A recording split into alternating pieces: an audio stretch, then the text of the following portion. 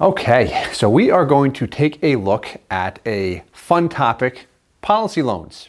Right? When I have a dividend-paying whole life insurance policy, when I take loans, how does it work? We are going to actually conduct a series here, so you will see several videos that follow this one that go through a variety of commonly asked questions, such as what is the loan interest rate? When can I borrow? How much can I borrow? Are repayments required? If I go variable or fixed as far as my interest rate is concerned, does that impact the policy being non-direct or direct recognition? We're going to look into non-direct and direct recognition a little bit. We're going to go into quite a bit of detail regarding policy loans, really for the purpose of being educated. If I'm considering a policy loan at any point in time and I want more information around it, whether I'm in the industry and I want to educate my clients, or if I'm interested as a policyholder or as a consumer, maybe you're working with us and considering a policy, we want to make sure that you are properly educated. So let's get into it. With the overview video, we are going to touch on the basics here. So let's assume that I have a dividend-paying whole life insurance policy, and we're going to pretend that the dividend rate is 6%.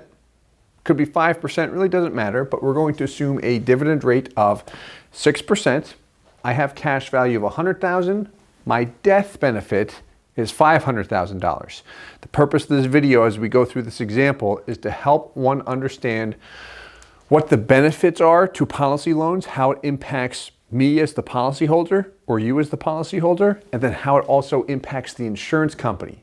Remember, insurance companies are very good at making money, so we want to understand the pros and cons on their side as well. So with the policy, I've got $100K in cash. I elect to pull out $500. I have a death benefit of $500,000, and I'm going to loan out $50,000. So what I can borrow, the gauge that determines how much I can borrow, call it the equity, is my cash value. So I'm going to loan out $50,000, and we're going to assume an interest rate of 5% that the insurance company carries. Okay. So in this example over here, what will happen here is if I had $100,000 to start, I loaned $50,000. That means I have $50,000 of, call it, remaining equity. That's the remaining cash value that I can access if I want to, and a $50,000 loan outstanding. Here's the thing.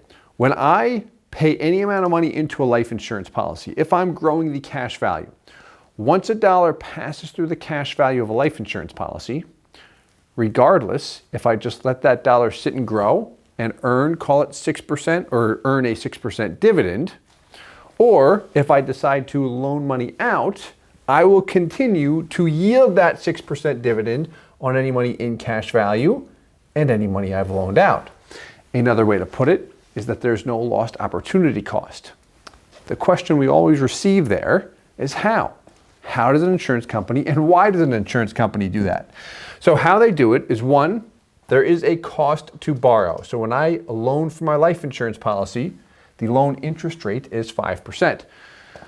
Think of it this way, if you're new to this concept and learning about life insurance, is if you own a home or a piece of real estate that is appreciating at, call it 5%, if you take a line of credit or mortgage against that property, there is going to be a cost to borrow. For that line of credit, perhaps the loan interest rate on that is 3 or 4%. I'm going to pay loan interest to the lender on my line of credit, while at the same time, I continue to yield appreciation on my entire piece of property, the entire real estate value. So entire real estate value appreciates while I pay interest only on the loan amount. Very, very similar with a cash value life insurance policy. How the insurance company does this is really they collateralize the death benefit. Think of it this way. As a life insurance company, what is their first and foremost obligation? What is their primary concern? To pay life insurance claims. So if I die without a loan outstanding in this example, how much do they pay out? $500,000. If I borrow $50,000 out and I die the next day, how much does the insurance company pay out?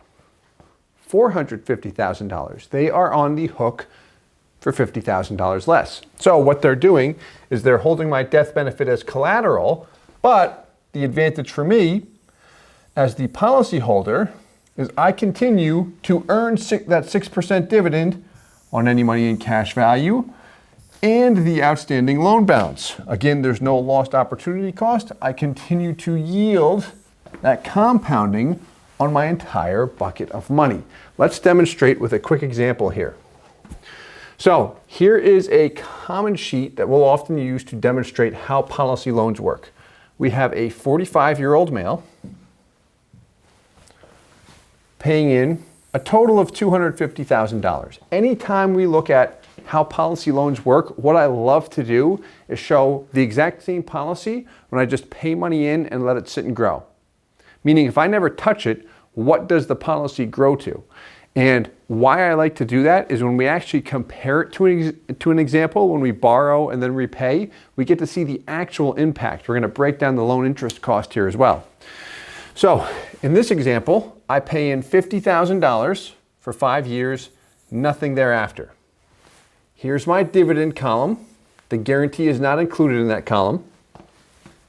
Break even, year 5, non-MEC, all that good stuff. What I want to look at here, though, is the exact same policy. You can see it's the exact same policy. Look by year 3, even years 1 through 4, everything's identical. The difference is as follows. I take out a policy loan in year 5 of $200,000. So my question as the policyholder, if this is my actual policy, I want to know what is the impact that me loaning that $200,000 has on my overall policy, the immediate growth and the long-term growth. That's what I want to know. So I take that $200,000 out. The gauge that determines how much I can borrow is what? The cash value. Cash value is $53,000. In this example, it was $263,000. So you see my cash value, call it my equity, decreases as I've borrowed against it, as I've borrowed against the policy. Now, they are also going to collateralize my death benefit. So my death benefit was $1,050,000, dropped down to $850,000. Dollar for dollar reduction, and again, why we put this next to the growth example is I can compare. I get a direct side-by-side comparison. So there's my reduction there. Now, in this example, we are going to repay it. We're going to cover loan repayments in a future video, but here we repay it rather aggressively. The loan interest, I do want to disclose this. This is 5% on this example. So what happens is as I make a $50,000 loan payment, that $50,000 loan payment first is applied toward the interest, $10,000, and then the rest is applied toward the loan balance. That's why it's $160,000 at the end of year 6. Same thing happens the next year. First, $50,000 applied towards the $8,000 in loan interest, the rest applied toward the principal. It is paid down by year 10 in this example. Now we have the cash value highlighted in yellow in year 10. Let's take note of the death benefit as well. $325 in cash, $930 in death benefit. How's that look compared to the example when I just paid money in and let it sit and grow? Look at this. Identical values. And you'll see this in the dividend columns as well.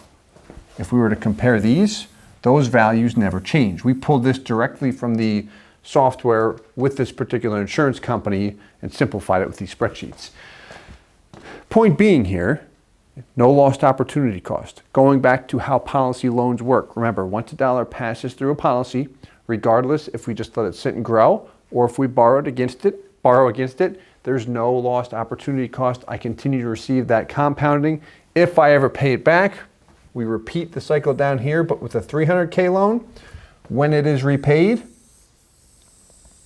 cash value and death benefit, again, fully restored to exactly what it would have been if I never touched it in the first place.